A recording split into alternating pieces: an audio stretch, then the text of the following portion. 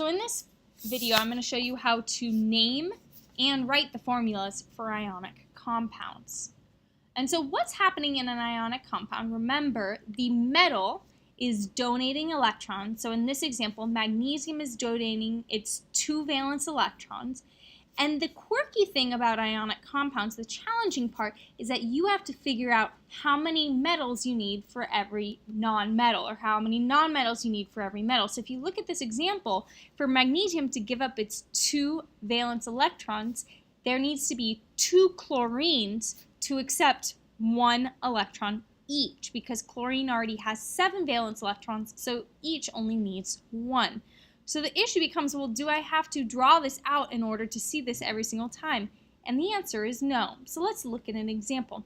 If I've got magnesium and sulfur, okay, to write the formula, instead of having to draw it out like I did for magnesium chloride above, all I have to do is the following. I say, all right, magnesium has a 2+ charge, sulfur has a 2- charge. And what I'm going to do is I'm going to cross my charges. So the 2+, that 2 becomes the subscript for sulfur, and the 2- from sulfur, that 2 becomes a subscript for magnesium. And so what you end up getting is Mg2S2.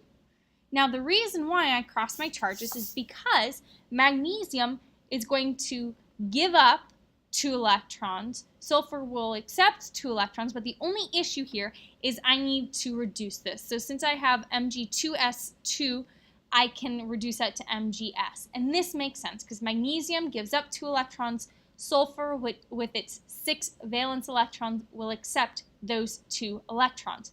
The whole purpose of this, the one above and this one, is for the ionic compound to have no net charge. So magnesium with its 2+ charge cancels out with the sulfur with its 2- charge. The one above, that would be MgCl2. Magnesium's 2+ charge cancels out with the 2-1 charges from chlorine. So you just cross your charges. Now, when I'm naming, that was writing the formula. When I'm naming, if I know the charge of the metal, meaning it is a group 1 with a +1 charge, group 2 with a +2 charge, or group 3 with a +3 charge, or your 2 exceptions, which are zinc with 2+, or silver with 1+, all I have to do is the following. I just have to write the name of the metal and then the nonmetal. Now for the nonmetal, you get rid of the ending and you add IDE to the name. So for example, Li2O. Okay? I know the charge of lithium, so I don't have to add anything other than just the name of the metal, lithium, and the anion, the nonmetal, oxygen. Instead of oxygen, it becomes oxide. Okay? And that's all you have to do. Now, well, what if I don't know the charge? What if it has variable charge because it is a transition metal? Well, in that case, you have to write the name of the metal and then follow that with the charge as a Roman numeral. And then you just write the nonmetal with an IDE ending. So if you look here, FeO, that's iron, okay? But notice oxygen has a 2- charge. So Fe must have a 2+ charge. So this is going to be iron 2, the 2 representing the 2+ charge of iron, and then you just write the nonmetal with the IDE ending, so it would be oxide. Okay?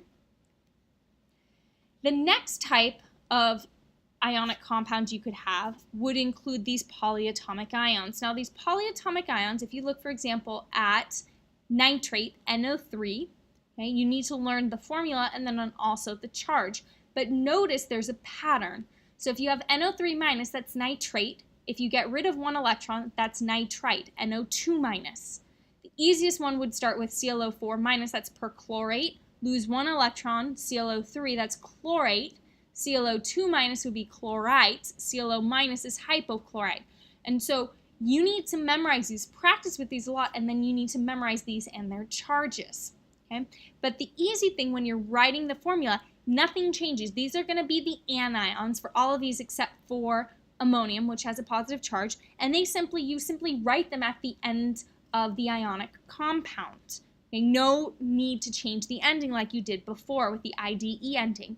So for example, if you have MgOH, well, Mg, we know the charge of it, so I can just write magnesium. If I didn't know the charge of magnesium because it's a transition metal, I would have to include it as a Roman numeral.